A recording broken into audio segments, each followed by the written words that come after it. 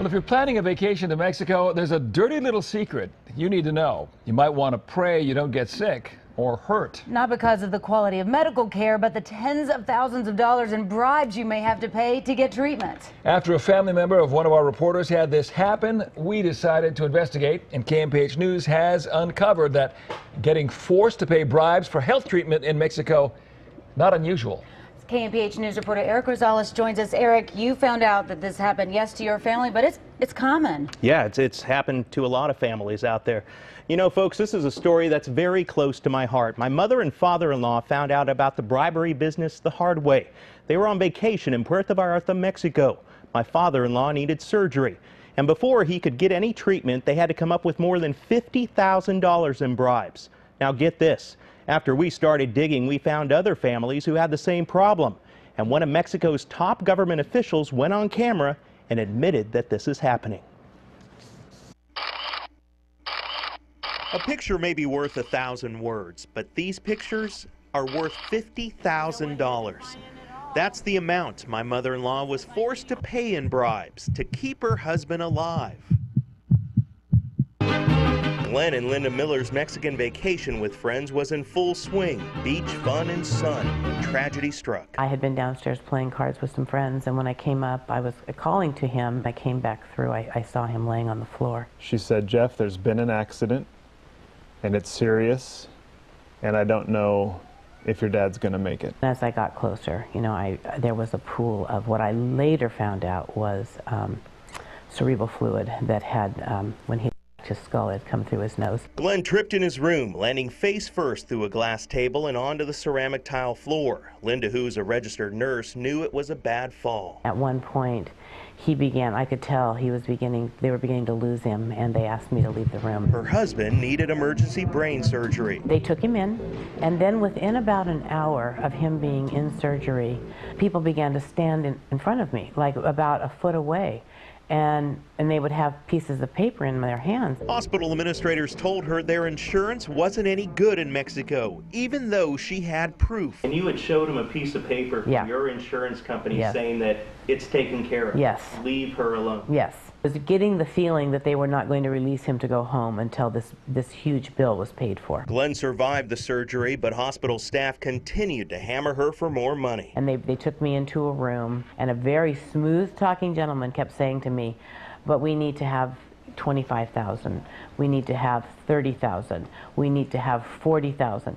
And I had maxed out my cards by this amount, and I said, I don't have any more. And he said, "You're going to need to go and call your credit cards. They do this all the time." She and her friends gave all they had, tens of thousands of dollars in cash and credit card charges. The hospital finally released him. Linda knew time was of the essence to get Glenn back on U.S. soil. So after doctors cleared him one day after emergency brain surgery, he was airlifted from Puerto Vallarta, Mexico to Eden Medical Center here in Castro Valley. It didn't look good at all. The first couple of nights, they didn't give us much hope. Joel and Teresa are here to see you.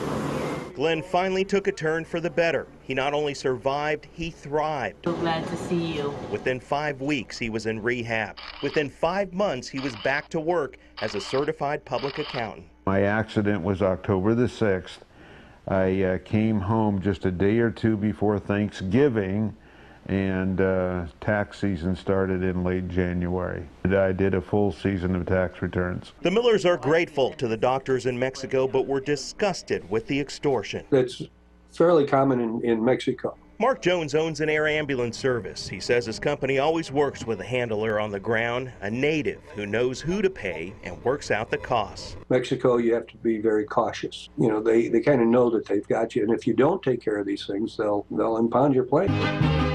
So what can you do to protect you and your family when you travel outside the country? First of all, educate yourself. The U.S. State Department's website has a smart traveler enrollment program. Use it. It's a free service that allows you to enter information about your upcoming international trip.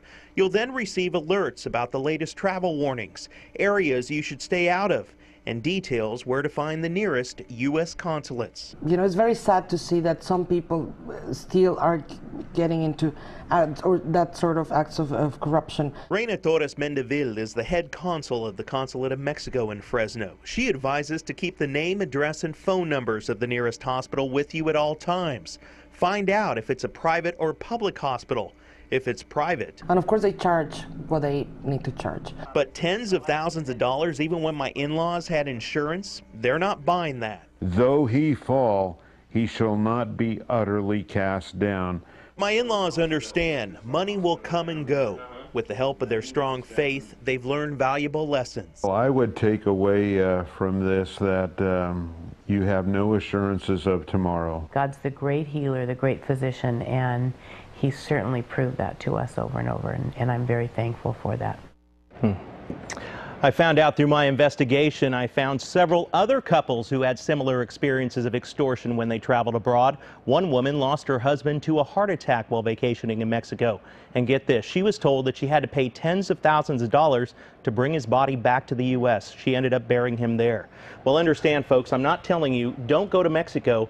I'm just telling you that you have to be informed and better prepared. Eric, I got to tell you, this really boils my blood. This is outrageous to take advantage of people when they're most vulnerable like that. Did your family ever get their money back? Well, you know, what they paid in cash, it was some $20,000 that they paid in cash. That is lost. As for the credit cards, as soon as they got back, they ended up calling the credit card companies and they got about the $30,000 reversed. Yeah, I said, why didn't they contact the embassy, the U.S. consulate right then? Well, that's the thing. Time is of the essence. Yeah. I mean, my father needed emergency brain surgery, so he had to literally get into surgery right then and there.